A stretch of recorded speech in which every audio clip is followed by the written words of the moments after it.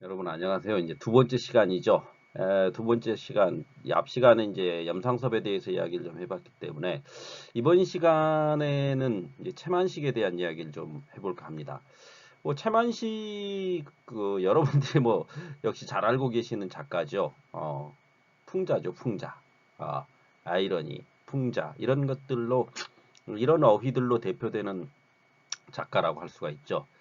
그래서 이 채만식은 그의 작품들을 좀 구체적으로 이야기를 좀 해보면서 그가 선택한 풍자라는 게 그 시대에 어떠한 의미를 가지고 있는지에 대한 이야기를 좀 해볼까 합니다. 채만식과 풍자 정신이라는 것은 결국 현실 풍자의 어떤 효과를 이야기해 볼 수가 있겠죠. 어, 그래서 식민지 어떤 상황 자체에 대한 부정과 그러니까 식민 상황 자체를 부정하고 그거에 대한 비판을 목표로 하고 있다라는 거죠. 그렇기 때문에 이 내용이라는 것이 어떠한 일제 식민지 시대 현실에서 소외된 지식인들의 어떠한 냉소적 관점과 태도를 통해 가지고 당대 사회의 모순을 풍자적으로 형상화하는 그러한 작품들을 남기고 있다는 겁니다. 그런 의미에서 어떠한 현실 풍자의 효과가 아주 두드러진 그러한 작품들을 쓰고 있죠. 그렇기 때문에 이 풍자라는 것이 가지고 있는 특성을 한번 우리가 이해해 볼 필요가 있지 않습니까? 풍자라는 것은 비꼬기지 않습니까? 비꼬기. 그럼 비꼬기가 주는 효과가 어떻습니까? 그 비꼬기, 그러니까 어떠한 대상을 비꼬기를 통해서 희화화하지요. 희화화하지요. 그럼 그 희화화하는 것을 통해 인간은 뭐 어떤 생각들을 가지게 됩니까? 작가가 그러면 왜 이와 같은 그 어떠한 희화화의 과정을 통해서 풍자를 하려고 하는가? 이런 거죠. 그러면 소설이 한 방법으로서 풍자가 시도되고 있는 거죠. 그러면 그 당대 일제 치하라는 그러한 당대를 바라보았던 한 작가의 시선이라는 것이 그가 그러니까 처음부터 풍자를 했던 것은 아니었거든요. 어. 그러니까 최만식이라는 작가가 처음에 이제 24년에 단편 세길로를 통해서 등단을 하게 되거든요.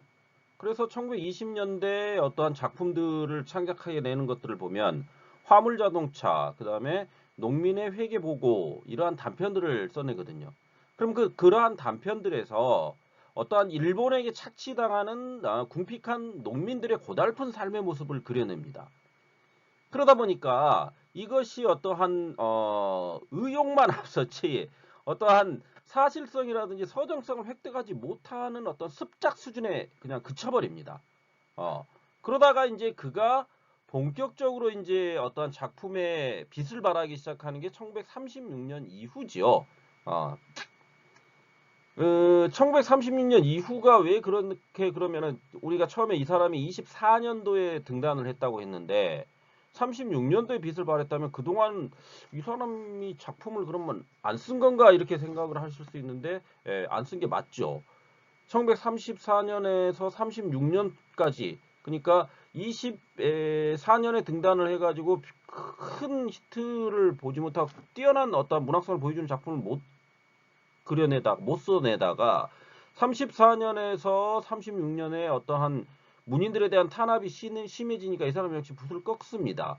그러다가 36년 중반 이후에 문단에 등장을 해가지고 1년에 어떤 풍자 소설을 발표하게 되죠. 그게 이제 1934년도에 나왔던 레드메이드 인생이라는 작품이죠. 음. 그 작품들을 통해 가지고 본격적으로 이제 풍자 소설을 쓰기 시작합니다. 아, 그래서 이 최만식이라는 작가가 풍자 소설을 써냈기 때문에 그 풍자 소설이 가지고 있는 의미를 좀 짚어볼 필요가 있겠죠. 그래서 그 풍자 소설 각각의 작품들의 어떠한 내용들을 가지고 이야기를 좀 해보고 나서요. 그 다음에 이제 마지막으로 이 풍자 소설로서 시대에 어떻게 대응하고 있는가 이런 부분들에 대한 이야기를 좀 해봤으면 합니다. 그래서 이제 그의 34년도 이제 작품인 레드메이드 인생에 대한 이야기를 좀 해볼 건데요. 작품으로 들어가서 레드메이드 인생은 그 주인공이 뭘로 나오죠? 그렇죠. 실천적 지식인으로 나오죠. 실천적 지식인. 그래서 이제 이 레드메이드 인생의 내용을 살펴보시면 그가 이제 그 줄거리를 일단 보시면 그는 이제 어떤 식민지 시대의 냉소적 시각을 가지고 있는 인물이죠. 그래서 행동하는 지식인이 되려고 노력을 하는데 오히려 실직 상태에 빠져버리지 않습니까? 그래서 직장을 구하러 막 다니는데 그 어디에도 그를 환영하는 곳이 없었죠. 그래서 모든 일이 이제 뜻대로 되지 않으니까 그의 자신이 마치 공장에서 쏟아져 나와 어디로 팔려나가기를 기다리는 기성품 인생이 돼버렸다. 이런 생각을 하게 되는 거죠. 그래서 자기 비하를 좀 하고 있죠. 그러면서 어떤 현실에 대한 무력함, 무기력함 이런 것들을 드러내고 있죠. 그래서 길거리를 걸어가다가 이제 또 뭡니까? 20전을 요구하는 어떠한 창부를 만나게죠. 그렇게 되면서 뭡니까? 자조적 태도를 버려버리죠. 이제 거기에서 창부를 보면서 이렇게 현실에서 어렵게 살아가려고 노력하는 애들을 바라보면서 이제 이렇게 내가 그러니까 쉽게 얘기하면은 무기력함만을 보여서는 안 되겠구나라고 생각을 하고 9살 난 아들을 기성품 인생을 만들지 않기 위해서 학교에 보내지 않아 버리죠. 그리고 나서 인쇄소의 공원으로 취직시키면서 새로운 생활을 설계하고 있거든요. 그럼 그 내용들을 보면 어떠한 그 인간으로서의 가치나 어떠한 그 그러한 가치, 그러니까 자신이 가지고 있는 어떤 지식인으로서의 가치를 인정받지 못하는 죄송합니다. 현실에서 결국 허울 좋게 내세우는 어떤 계몽이니 교육, 지식 이런 것들이 아무 소용이 없다라는 그런 이야기를 하고 있는 거죠, 결국은. 그러니까 신문사 사장과의 논쟁에서도 결국 농촌 계몽 운동이라는 것이 기만성과 어떤 허위성만을 가지고 있다는 거죠. 그래서 문맹을 퇴치하자, 생활을 개선하자라는 것이 결국 공상에 불과하다는 거죠. 공상에. 차라리 공장에 보내가지고 생활을 갖다가 영위하는 게 더 낫다라는 거죠. 그런 것들을 통해서 레디메이드 인생이지 않습니까? 인생의 의미가 무엇이냐 했을 때 결국 현실의 생활을 갖다가 영위해 나가는 것이 인생인지 아니면 어떠한 우리가 이제 여기에서 아까 말씀드렸듯이 농촌 계몽을 통해서 무지한 농민들을 개화시키고 계몽시키고 그걸 통해서 어떤 사회 변혁을 꿈꾸고 이런 것들이 과연 의미 있는 일인 건지 그러니까 식민지 교육이라는 것이 어떠한 방향성을 가지고 이해되어야 하는지에 대한 의문을 던져놓고 있는 작품이라고 할 수가 있는 거죠. 그러니까 여러분들이 이제 이 작품이 가지고 있는 의미를 갖다 이해해 본다 그랬을 때 방금 아이고 죄송합니다. 방금 이제 제가 말씀드렸듯이 그 시대의 어떠한 지식인들이 시대를 바라보는 시각 어떠해야 하는가? 그러면은 행동하는 지식인이라는 것이 뭘까요, 여러분? 행동하는 지식인이라는 것은 분명 뭡니까? 우리가 이상적으로 생각하고 지향하는 바지요.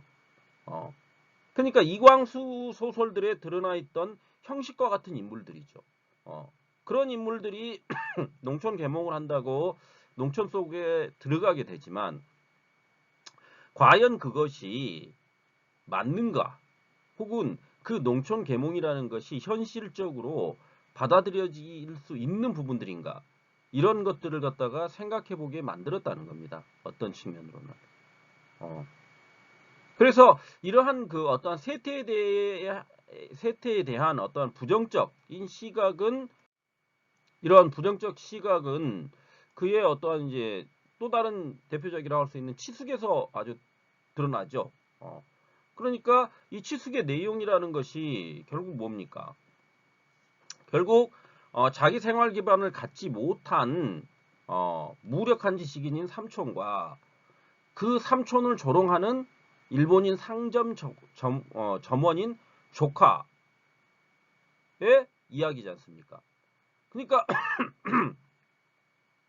그러한 그 두 인물을 대비시켜서 현실을 조소하고 있죠. 결국 그 삼촌은 어떻습니까?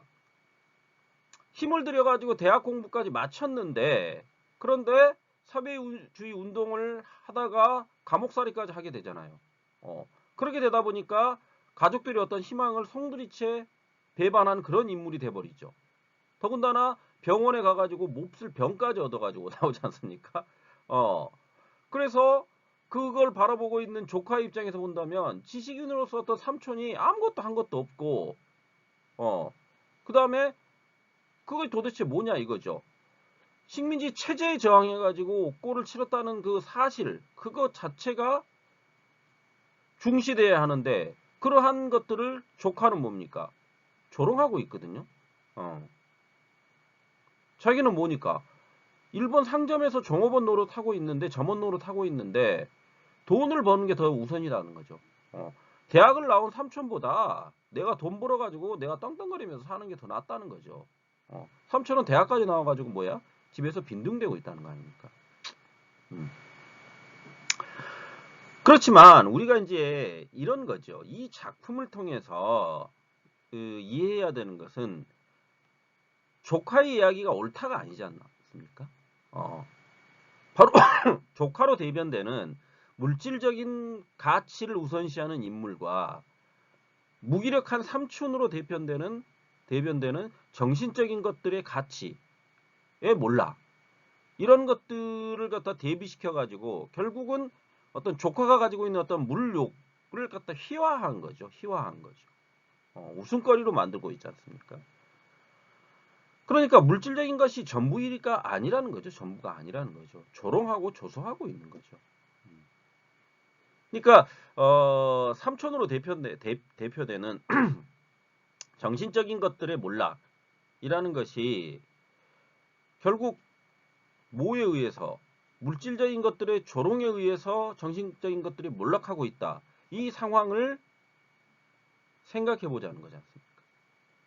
그러면 현재의 우리 어떠한 가치, 우리가 생각하고 있는 가치라는 것도 역시 동일하겠죠, 여러분.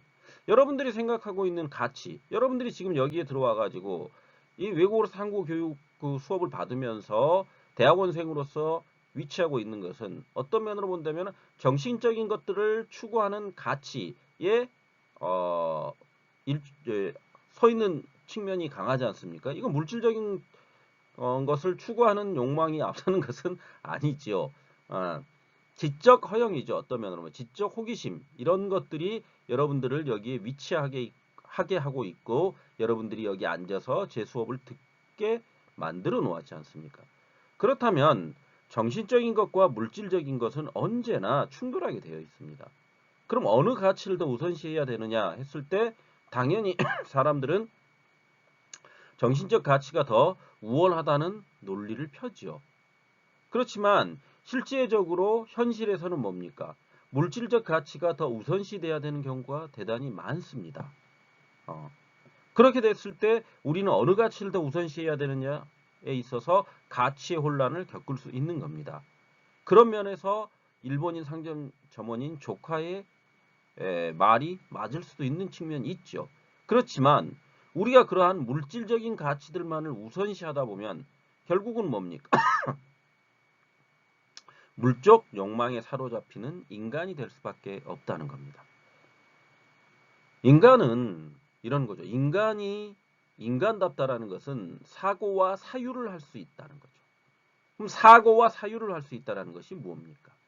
사고와 사유의 과정을 통해 가지고 내가 누구인지를 인지하고 세상을 어떻게 살아가야 하는가에 대한 생각들을 하고 살아가는 그런 인간이 되자는 거죠.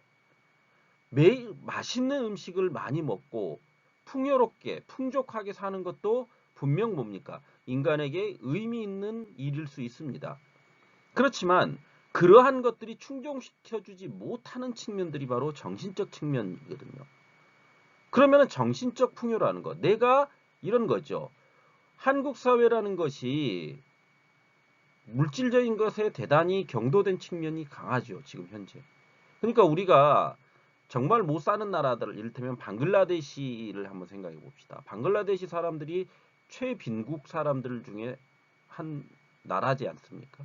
그런데 그들이 어떤 측면에서는 행복도의 수치는 굉장히 높다는 연구 결과들이 있습니다.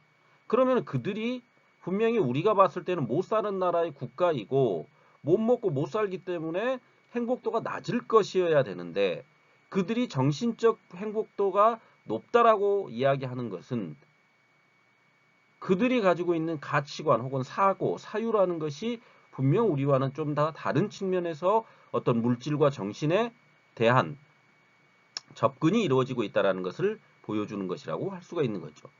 그런 의미에서 우리가 생각해 봐야 될 측면이 있는 겁니다. 그런 이야기들을 하고 싶었던 거죠. 다음으로 이제 우리가 살펴봐야 될 인물이 바로 작품이 왜 이럽니까? 바로 탕류이죠. 탕류라는 작품은 어떤 초봉이라는 한 여인의 비극적 삶의 모습을 그려놓고 있죠.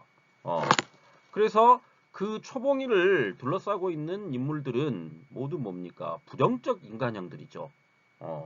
그래서 그의 아버지인 정주사는 군 서기이죠. 그래서 안일한 관료적 태도를 보여주고 있고요. 그 다음에 전통적인 어떤 가부장 의식에 쩔어 있는 인물이죠. 그래서 헛된 권위만을 내세우고 있지 않습니까? 그래서 마두장이 나와가지고 손가락질을 당하는데도 그 비굴함을 깨달지를 못하고 있잖아요. 오직 물질적 계산에 의해서만 모든 일이 바라보게 되니까요. 그리고 거기에 비해서 이제 초봉의 남편인 고태수 이 인물은 뭡니까? 바로 금전만능주의자죠. 금전만능주의자. 그렇기 때문에 어떤 자신의 개인적 이익과 쾌락을 추구하죠. 그러다 보니까 남의 돈을 횡령하게 되고요. 그래서 일생을 망쳐버리지 않습니까? 더불어서 아내인 초봉이까지 비극적 삶을 구렁으로 몰아넣어버리지 않습니까? 그 다음에 또 뭡니까? 약국 주인 박재호의 부도덕함, 이해타산, 그 다음에 곱추인 형보의 어떤 표리부동함, 그리고 기회주의적인 것들, 그 다음에 우유부단함, 이런 것들이 어떠한 초봉을 둘러싸고 있는 인물들의 특성이죠. 그러니까 그 초봉이라는 여인의 주변을 둘러싸고 있는 그녀의 어떤 비극적 삶이라는 것이 그녀 한 명의 어떠한 의지에 의해서 되는 게 아니라 그 주변을 둘러싸고 있는 부정적 인물들에 의해서 그녀의 삶 자체가 어떤 면으로 보면은 부정돼 버리고 비극적인 삶의 모습으로 빠져버릴 수밖에 없게 돼 버렸다는 겁니다.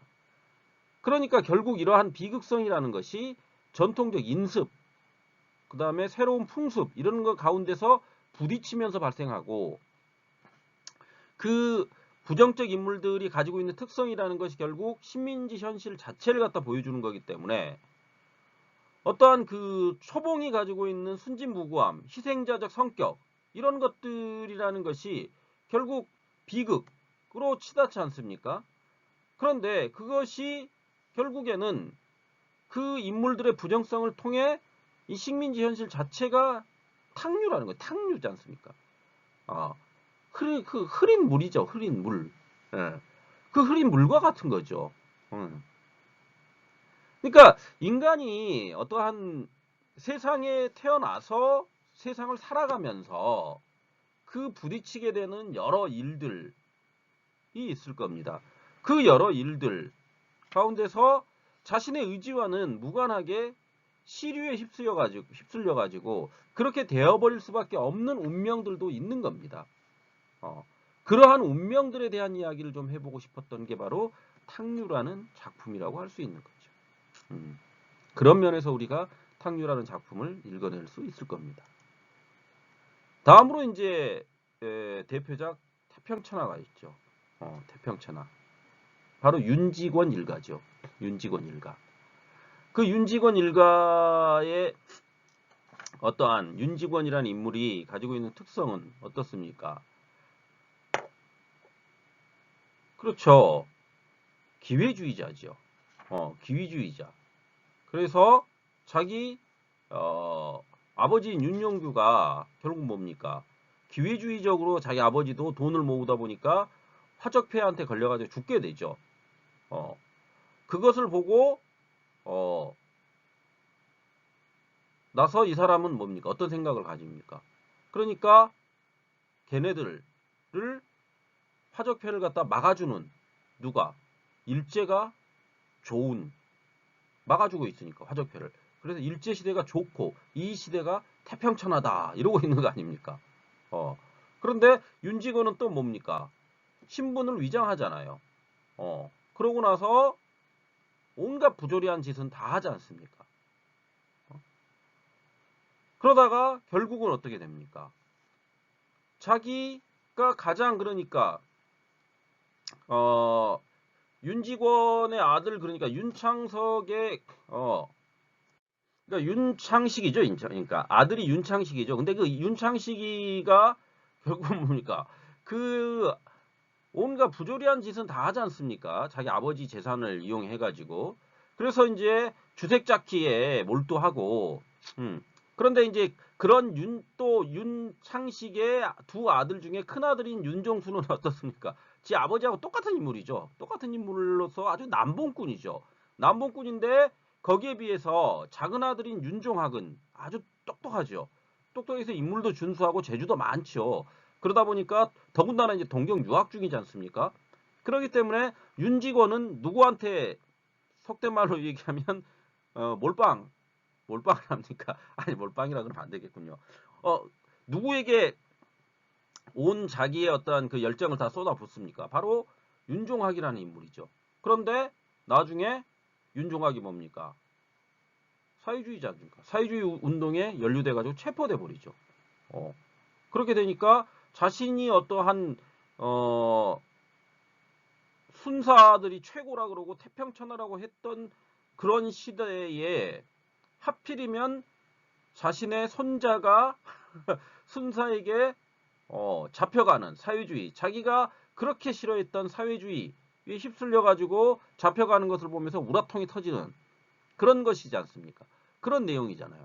그러다 보니까 어떠한 이 자체 그러니까 윤지원 일가의 어떠한 일상적인 이와 같은 삶 안에 드러나는 윤리적 타락이라는 것이 결국 왜곡된 가족주의에 의해서 합리적으로 위장되는 것을 보여주고 있죠.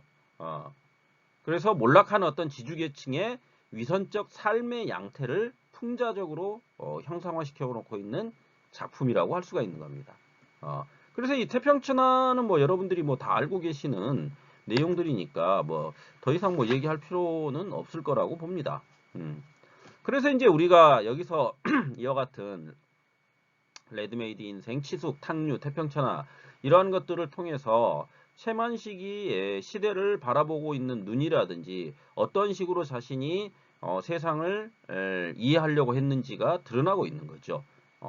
물론 그가 초기작에 보면 어떤 노동자의 삶의 모습을 갖다 그려내는 그런 것들 소설로 쓰고는 있지만 그것이 완성도 높은 작품으로 드러나지는 못하지 않습니까? 오히려 풍자의 모습들을 갖춘 작품들을 내놓기 시작하면서 최만식이라는 작가가 비로소 작가로서의 위치를 점하게 되는 거죠. 그런 의미에서 아이고 최만식 소설의 의미를 좀 우리가 살펴볼 필요가 있을 겁니다.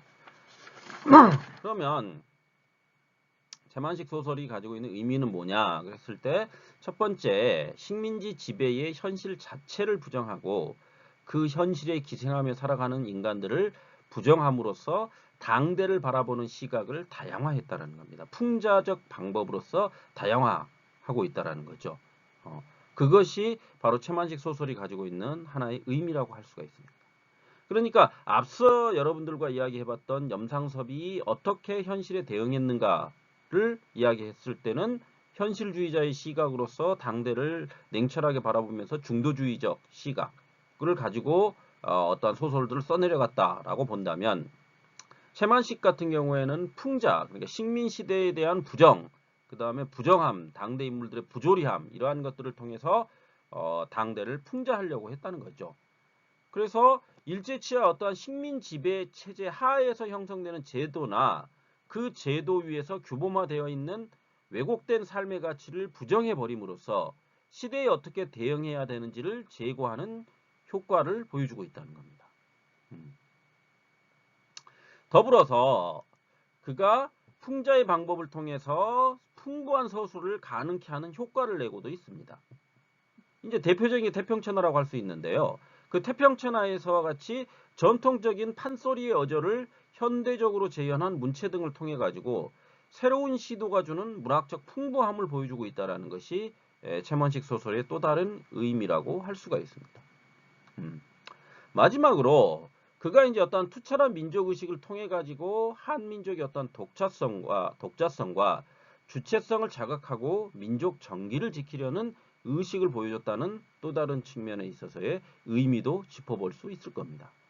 이렇듯이 이제 여러분들과 어떤 최만식이라는 인물, 그 다음에 염상섭이라는 인물, 두 소설가죠. 그 소설가들이 시대에 어떻게 대응하고 있는가, 그리고 그것을 문학 작품으로 어떻게 형상화해내고 있는가를 이야기를 좀 해봤습니다. 그래서 여러분들이 이 최만식과 염상섭은 분명 뭡니까? 연구에 있어서 어떤 연구의 의욕을 일게 만드는 작가들임에 분명합니다. 그래서 여러분들도 이 작가들의 죄송합니다. 이 작가들의 논문들을 좀 찾아보고, 아니면은 이 앞선 제가 이제 강의 중에 나왔던 작가들의 논문들도 찾아보고 함으로써 아까도 말씀드렸듯이 어떤 소원 논문을 이제 이번 학기에 한 편 제출해야 되는 그 기본 틀이라든지 그 주제를 이번 주에 좀 선정을 해 놓으시는 게 좋을 것 같습니다. 그래서 그것에 대해서 이제 제대로 틀을 잡아가지고 어떠한 논문을 어떤 식으로 써야 하는지 그런 것들을 한번 고민해보는 그런 시간이 되었으면 좋겠습니다. 이번 시간, 이번 6강 이걸로 마치는 걸로 하고요. 여러분들 듣느라고 수고들 하셨습니다. 그러면은 다음 주에 또 뵙겠습니다. 듣느라고 수고하셨습니다. 감사합니다.